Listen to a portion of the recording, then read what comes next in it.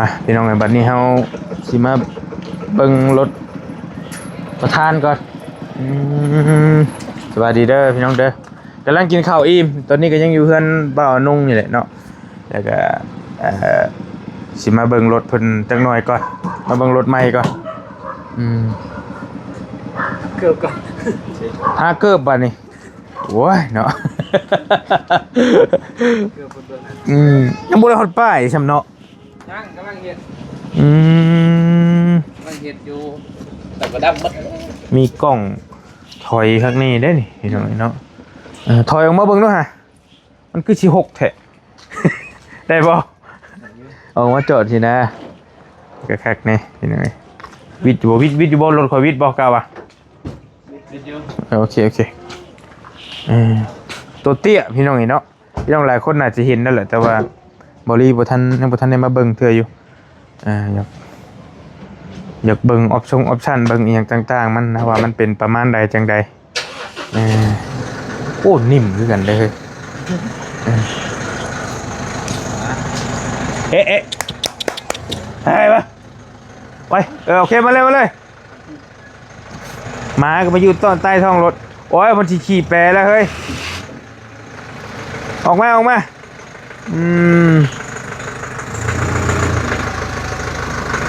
ฮักเลยไปอีกพ่อโอ้งามเว้ยทางหน้ามันงามเว้ย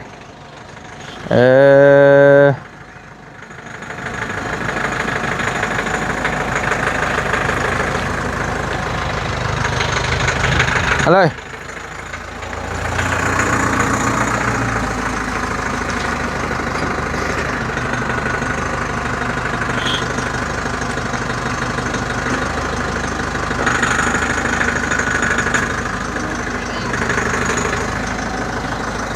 คนใส่น้ำตอนเดียวมันแม่ตัวเตี้ยนะบนมีได้บันไดได้บ่เจ๊ไปไม่ใช่บ่ได้เอาใส่เอาได้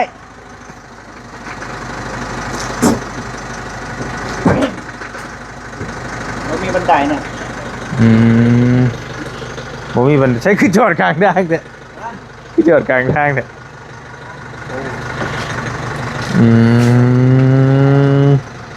ปิดก่อนก็ได้มีดำ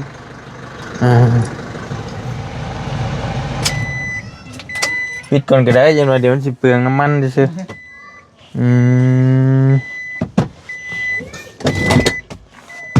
ตัวเตี้ยเนาะกับพอดีบลายขึ้นเลยพอดีป่ะไม่โว้ยมันธรรมชาติมันเราประมาณกำลังง่ายนั่นเด็กง่ายไม่ต้องจำเลยก็เลยดังแต่ว่าภายในกับสีไล่เรียกับรถบอลลี่เลยกับสีสไตล์บอแต่ว่ามันกับสีต่างเล็กน้อยนะพวกแมนพวกออโต้มันนี่แหละนี่แต่ว่าคล้ายๆกันรูปทรงนี่ก็ได้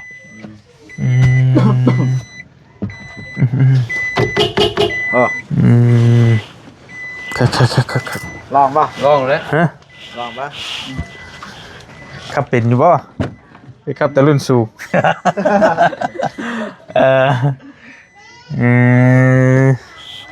โอเคอย่างลองก็ลองมาลองมาขึ้นน้องกันแล้วมาขึ้นน้องกันแล้วลองหน่อยนึงลองดูเป็นยังไง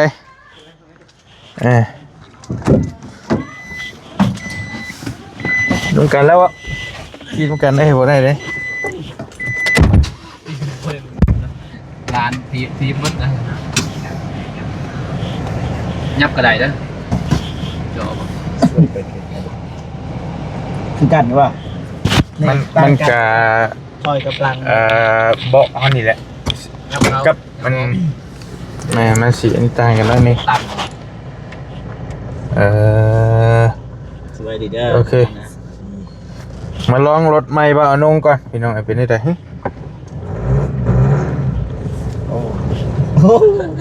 โอ้ใจเย็นๆนะ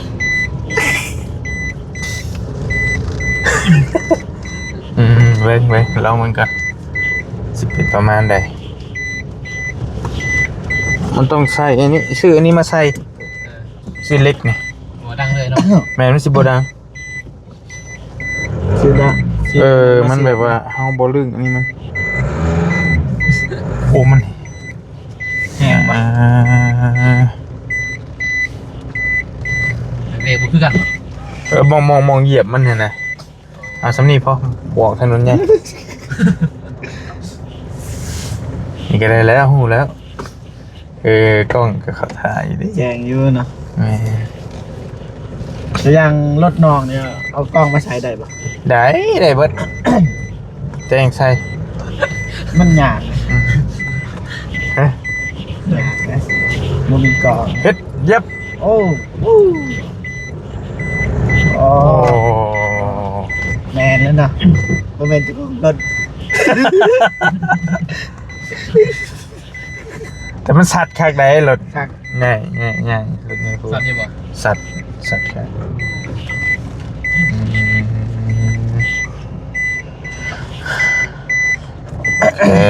เปลี่ยนบ่ไอ้น้อง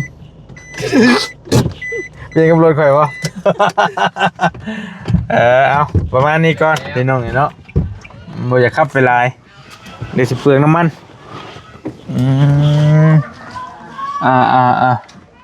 เข้าท่าขั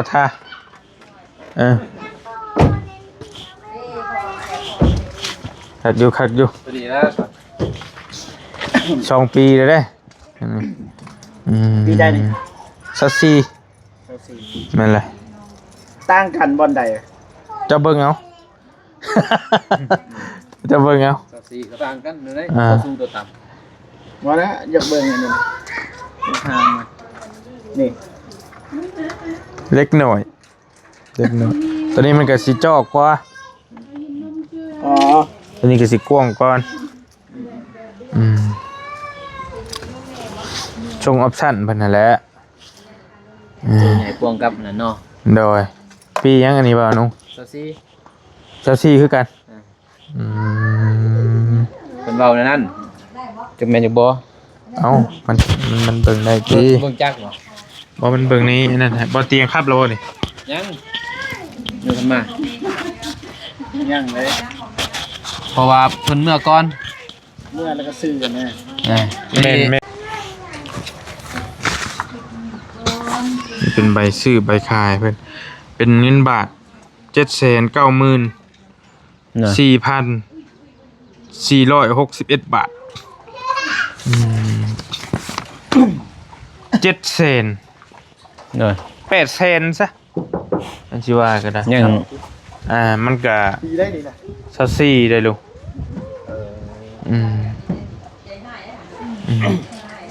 สบายดี แต่ว่ามันก็โอเคอยู่มันได้4ประตูเด้แต่ว่าเขาได้ตัวต่ำหั่นแหละนี่ก็มันได้ปีกสูงเด้แต่ว่ารถบอลลี่ตัวใหญ่พ่วงตัวก้อนนะตัวคายไปหันกะ8,700,000ตัวนั้นนะ สังเกต 8,700,000ตัวนะ สื่อสดบ่ สดขึ้นนี่แหละ บอสมันหลายปีแล้วเนาะ แต่มันก็เป็นปีต่ ปีไทย ำทีนี้มันปีจ่อๆเด้ตอนนั้นปีเท่าไรดิแต่นะ21บ่ที่22นี่แหละ เอ็ดโซง ประมาณนั่นแหละ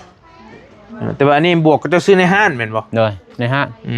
บอกกันเลยนี่ บ่หนังได้ลุงแต่ว่าในห้างมันก็คือหูแหละราคามันก็สิอัปเกรดขึ้นมาจักหน่อย เนาะ ก็สิแพงอยู่แล้ว แพงนั่นแหละก็ให้บ่เตียงเพิ่นหาแล้วแต่ว่ามันเพิ่นก็ว่าเพิ่นก็ปกติแล้วเพิ่นก็บ่มีเวลาเลยปกติเพิ่นแต่ว่าบัดนี้เฮาสิป้าเงินก็ย่านนั่นน่ะ ยันบ่อยู่นำบ่ โดย เพราะมันเป็นก่อนได้มาป้าอยู่เฮือนเด้ถือมาเอามาแต่เพิ่นก็มาเลยแล้วตั้งอยู่เฮือนนอนบ่หลับมื้อคืน ย่าน ยันเงินแลนนี้ มันจักสิถามไปแบบใดอันน่ะเอาอันนี้ก่อนสีนี้ตั้งมักบ่นี่ นี่วะเมียเพิ่นมาแต่คอยมักที่นี่ ตามใจเมีย โดย โอ้ธรรมดา แล้วมักนี้สีขาวมักเว้ากันกับบ่เตียงหยังเลยก็สีขาว ตามใจเมีย เพิ่นว่ามักสีนี่บ่เพิ่นถามนี่บ่โทรหาบ่เตียงนี่โทรหาเพิ่นก็ถ่ายจะมักสีนี่บ่เรื่องมากก็เฮาก็บ่มักว่ะเนี่ยเมียมักเฮ็ดจังได๋เสื้อให้เมียนะ ก็แม่นอยู่ว่าเฮาขี่เฮาขับ แต่ว่าเพิ่นมักเด้ เนาะกระเทยบ่ กระเทยแหละโฟบ่ได้ดอกบ้านเฮาน่ะโฟลักล้านขึ้น ลุงเอ้ย บ่ได้ ง่ายกะยะง่ายกะยะง่ายกะล้าน เป็นล้านเด้ มันนี่แหละเงินเจ้าซื้อสดเงินเจ้าเองเนาะบ่ได้เป็นหนี้เป็นสินแล้วอ่ะ บ่เงินซื้อผลกระทบนะไฟฟ้าแรงสูงไฟฟ้าแรงสูงแล้วถือผลกระทบ เขาดินบ่ ไปถือใส่ดินสวนกาแฟ โดย ถ้าบ่มีกาแฟก็บ่ได้ เขาเจ้าชดเชยให้ สดเซยบัดนี้ค่าสดเซยค่ากาแฟหันต้นกาแฟแล้วก็ต้นกกไม้อีหยังอ่ะนะคนปลูกเฮาอะ ได้เท่าไหร่ฮะ ก็ได้อยู่486ล้าน บ่ได้รถคันนี้เลยขึ้นมาเลยบัดนี้เอาเงินที่มีอยู่ตื่มใส่ เติมใส่ อ๋อคือความหมายว่าอันโครงการ โครงการไฟ เพิ่น ฟ้า เน่งไฟฟ้ามาแต่ไปถึกดินเจ้า โดย บวกมีกาแฟอีหยังอยู่ในหันอีกบัด โด นี้ ย ดินกว้างตัวบ่หัน กระดินนั่นโตถือก็บ่กว้างประมาณ20เนี่ยถือกันประมาณ20หรือ10เมตรนี่แหละ เสามันเป็นบ่ เห็นไหม ถึกเสาบ่ บ่มันถึกแล้วไปเลยเด้ถึกแล้วแต่ว่า นั่นแหละจังว่าแบบว่าถึกเสาไฟแล้วลง บ่ได้ถึกมันเป็นแล้วซื่อ เออ แต่ว่าไฟอันเสาไฟมันใกล้ดินข่อยอีก กายชวนไป โดยแต่ว่าบนเสาไฟก็บ่แพง30ล้านเฉพาะเสาไฟได้ โดย เขาซื้อดินเฮา แต่เจ้าคือได้หลายแท้ กาแฟเด้เขายังหลายกว่าคอยเด้2ตื้อก็มี โอ้ เฮ็ดขึ้นบ้านโก้งเลย ของตื้อไว้ตื้อป้ายก็มี ก็ ตื้อ800ก็มีตื้อ400 มันได้เปรียบโตกาแฟบ่ดิ กาแฟต้นหนึ่ง300,000 เก่า 300,000 บาท 300,000 เก่า 300,000 กีบ กีบนะ เดี๋ยวบัดนี้กาแฟเฮามันหลายบัดนี้ หลายเด้อเว้ยพอยก็ถึกอยู่1,200ค่อย โอ้ 1,200 ต้นแต่ว่าต้นกาแฟมันตายพี่น้องคันบ่ตายก็ประมาณอยู่ 2,000 ป้ายก็ วันนี้เรา ก็เป็นตื้อแล้ว บ่ง่ายๆนี่น่ะได้เงินโครงการเพิ่นชดเชย โดย และดินเฮายังอยู่คือเก่าบ่ ยังคือเก่า ยังเฮ็ดได้คือเก่า ปลูกกาแฟได้คือเก่าเก็บคือเก่า โอ้ย แล้วมาให้ซื้อนะก็มาให้ซื้อ เนาะมันเป็นโชคใหญ่ที่ล้นทับเท่านั้นแล้วนี่ แต่ว่านี่บ่แม่นดินเพิ่นน่ะเด้ บ่ดินเฮา ยังเป็นดิน เพราะว่าเขาบ่ได้ซื้อดินเด้เพราะว่าเขาว่าดินเจ้าจะปลูกหยังก็ได้ แต่บ่ให้ปลูกต้นไม้สูงปลูกกาแฟได้ มันสิไปกระทบกับสายไฟ สายไฟ เขา ปลูกได้แต่กาแฟกับตัวมันต่ำอะนะเกิดลมลุกกันนะก็เราเป็นกกใหม่หมากใหม่หมากปอกบ่ให้ปลูกโดยปลูกแต่กาแฟได้กาแฟมันบ่สูงเด้แต่ มัน ว่า กระชำคันสิว่ากระชำฟรีได้เนาะน้องเนาะนี่เนาะ เนาะ ชำได้ฟรีแน่นี่พี่น้อง กาแฟ แต่ว่าเขาตื่มใช้เล็กหน่อยนะเอาเงินตื่มใช้เล็กน้อยตื่ม น้อย ใช้กับบ่หลาย บุญ บ่ไปพาเฮือนเจ้านี่เนาะสิได้บ่พาเฮือนเฮานี่ กันเฮือนก็ได้รายได้เฮือนนี่ พาเฮือนก็แฮงได้หลายอีกบัดนี้ เป็นเฮือนเป็นตื้อแล้วเท่าไหร่ โอ้บางคนได้เป็นตื้อชงตื้อเลยเหรอ 2ตื้อพอกาแฟเขาลายเด้แต่ว่ามันบ่หลายดินนั่นดินก็40คูณ40ก็ยังได้เป็นตื้อนะล้านนี่ของน้องเมียนี่น้องเมียเพิ่นก็ได้ตื้อ40ล้าน ที่รถบ้านเฮานี่ ซื้อนํกันแล้วไปนํกัน ก็จะเอาเงินสดมาให้เลย โดยก่อนเลย ชมแต่ว่าบ่ได้ถ่ายคลิปย่านเด้เจ้าเมืองเจ้าแข้งมาเด้อ ทั้งเมืองทั้งแข่งมารวมให้ ตำรวจ เลย เนี่ยตำรวจทหารเขาย่ำดิ เออ เพราะมันเจ้าไทยตื้อถืออยู่27ตื้อบ่เฉพาะอยู่บ้านมันกูกล้องเงินใส่ตัวกระทงดำใช่ป่ะบนนี้กล้องหนึงฝุ่นกล้องหนึง4 5กล้อง ตอนนี้ก็มันสิเว้ากันแล้วแต่โชคภัยมานมั่นอีกเลยตอนนี้ก็ได้เนาะ ไอ้ดงศพสุดเลย อืม ก็ตะกี้ก็บ่คือดอกว่าสิถึกเพราะว่าเขาโทรมาแต่มิดนั่นเขาว่ามาเบิ่งส่วนแหน่เขาว่าเพราะว่ามันถือผลกระทบเขาว่าแล้วไผบัดทางขอยก็เสียใจแล้วบัดนี้เขาซื้อใหม่ๆเด้ ผลกระทบติ มันถือผล ใหม่ๆดิน ซื้อดินใหม่ๆเด้อ้าวว่าซื้อดินใหม่ๆจนมาถือผลกระทบมาช่วยเทเด้ว่ะ บอกกับเมียเด้ตอนเฮ็ดเพื่อนน่ะเด้ บัดนี้ก็เลยว่าไปแล้วไปเพิ่นก็ว่ามื้ออื่นเด้อจังมาบัดมาก็นั่งแล้วกับเมียนั่งเงาเลย อยู่สวนเพิ่นเอิ้นแล้วแม่นบ่บ่าวน้องแม่นแล้วเพิ่นมาเพิ่นก็ว่าไปนับเฮาก็ ก็นับสัดซื้อได้บ่ได้โลภเลยเดี๋ยวสัดซื้อกัน นับต้นกาแฟ โดยนับจักได้บ่ได้บ่ฮู้บัดนี้เขาไล่บัดไล่แล้วเขาว่าเจ้าได้อยู่400ปลายเด้อเขาว่ากับเมียก็จดโตสั้นนะเฮ็ดหยังบ่ฮะ ซีดิน ซีดินนั่น35ล้านซีดิน ซีดิน35 ล้านพอดีไปเก็บได้เท่าไหร่ ในเศร้า เก็บค่ากาแฟเนี่ย กินกาแฟได้20ล้าน ทบอีก คนละตบ เราอีก เจ้าชื่อดินหันมีกาแฟพร้อม มีกาแฟ หากก็ซื้อใหม่ๆนะมันคนมีบุญนั่นน่ะไปซื้อซัมพูอ่ะนะ ชื่อนี่แหละบ้านเพิ่นนั่นแหละบ้านบ่เจ็บ แสดงว่าบ้านเฮานี่สวยมันเพิ่นแบบ แม่นเลยอันผู้ขายเนาะผู้เจ้าของดินขายนะ เพิ่นขาย บุญบ่มีเลย ไอ้อนงก็ได้เงินจากเก็บกาแฟหั่นอีก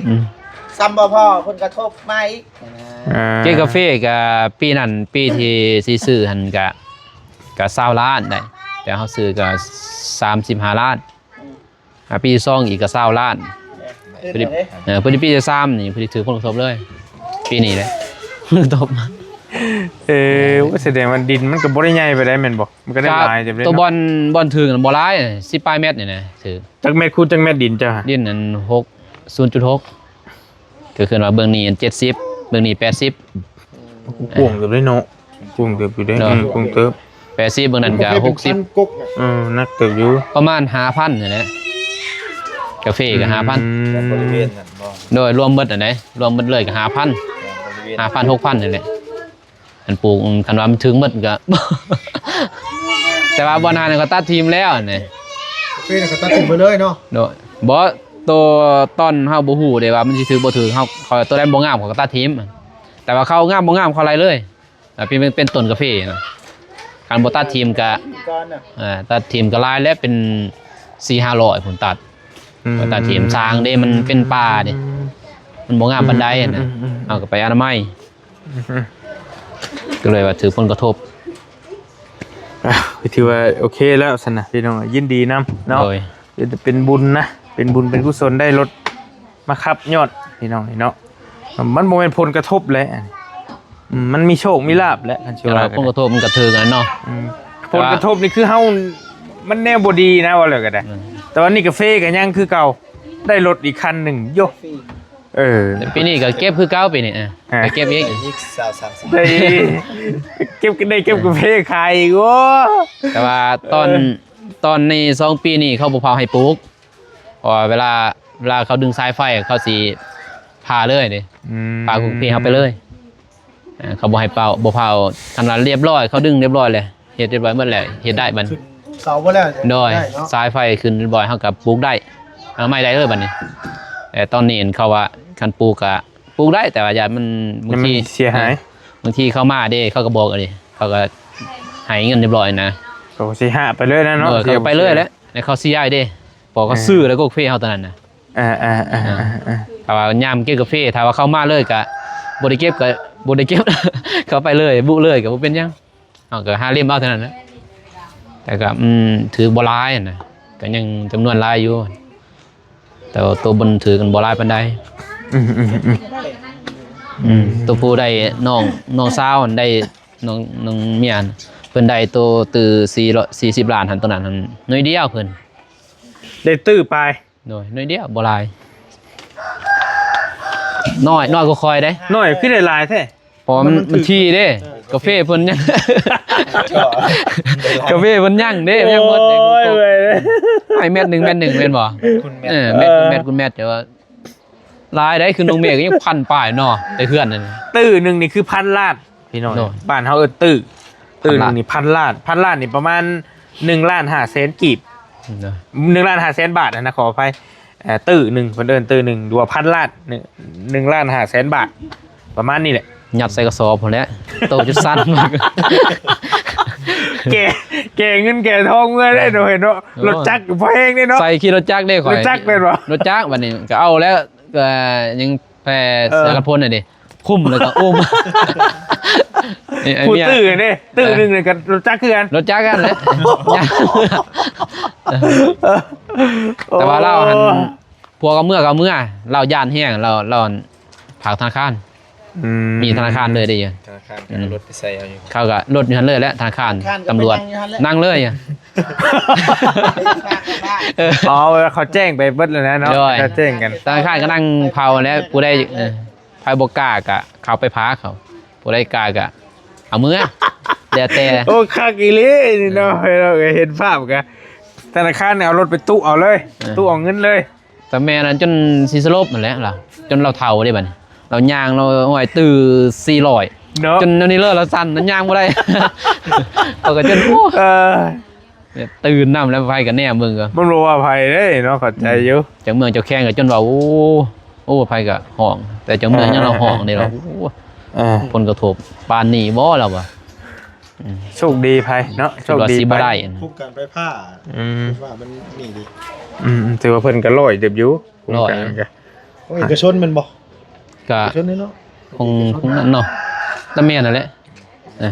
แต่ แล้ว มี ว่า มีอยู่อยู่ในใบ แต่มันพิษ ใบสั่งก็ครบอยู่ ป้าเข้ามาได้พี่ก็ เนอะ ได้แล้วนี่เรามันนั่นเขาสิไปพุ่นต่อกันยินดีน้ำเวลาได้รถใหม่ โดยขอบ ร ใจ ถ หลาย ทำรถคูณเนาะมาพี่ลุงจิผูกแขนให้ไหมยังไม่ทันผูกแขนอยู่นี่นะผูกแขนลานนี่นะมาพี่ กินยังกินขนมบ่ เห็นน้องแล้วบ่ลูก โอ้ยกี่โมงเต็มดังเนี่ย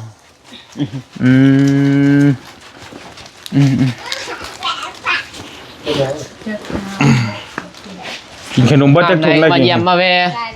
เด้อเรียน เบิดเท่าไรได้กินขนมนะเบิด ใส่ผาย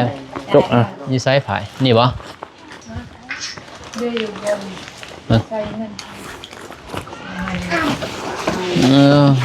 เอามาอีกเลย ได้แล้ว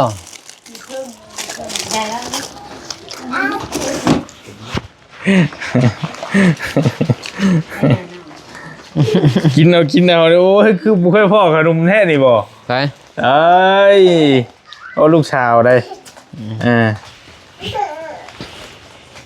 แล้วเป็นยังไงผูกไว้เพื่อนได้นั่นน่ะ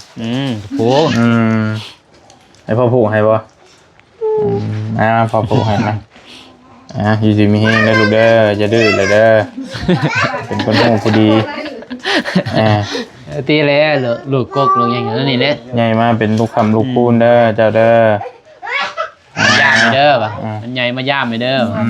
เอาไปแล้วมาลุงสิผูกแขนให้มานางนางเอวลินบ่ยัง เอวลิน เอวลินจับลูกจับบ่จับ เสียเอาเงินเอาอย่างอีก เอ้ยจับเอา จะกินเลยนะ ให้แม่จับไว้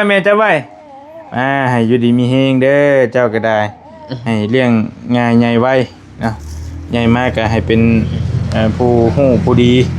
ให้ค้ำให้คูณเด้อให้เบิ่งแย่งพ่อแม่เด้อนางเด้อให้อยู่ดีมีเฮงร่ำรวยเด้อเป็นเด็กดีของพ่อของแม่เด้อวันนี้เด้อ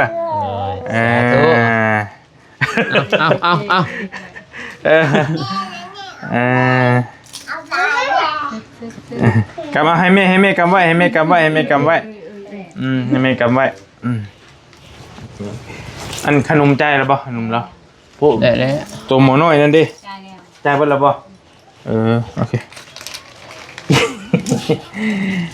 ไปแล้วสายนั่นแล้ววันนี้เด้อไปก่อนไปน้ำกันแล้ววะ เต็มกัน ที่พยายาม มาเลยก็ กาแฟบาเตียงก่อนบัดนี้แล้วโอกาสหน้าเจอกันไหม เนาะอยู่นี่ป่ะฮะ บ๊ายบายน้องก็ดูบ๊ายบายน้องก่อนบ่เอาน้องมือนำบ่เอาน้องมือนำบ่ ติดวัดเลยหอมเลยเป็นวัดเลย เอาน้องมือนำบ่พอเฮ็ดให้ไหมก็ได้บ่แย่ดอกน้อง เอาไม้หรอ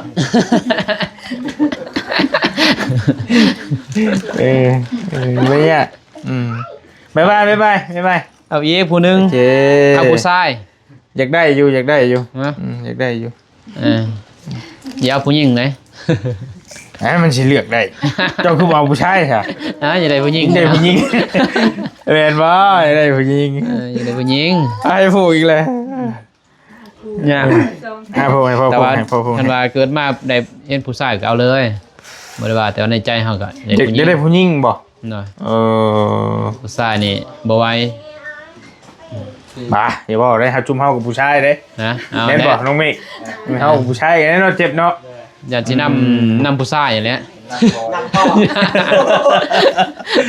นั่นเด้อนางเด้ออยู่ดีมีเฮงเด้อไปก่อนบัดนี้ เด้อ โดยอย่ามายาม ไปพี่น้องไปเฮากะโคโตก่อนบัดนี้ โดย ไป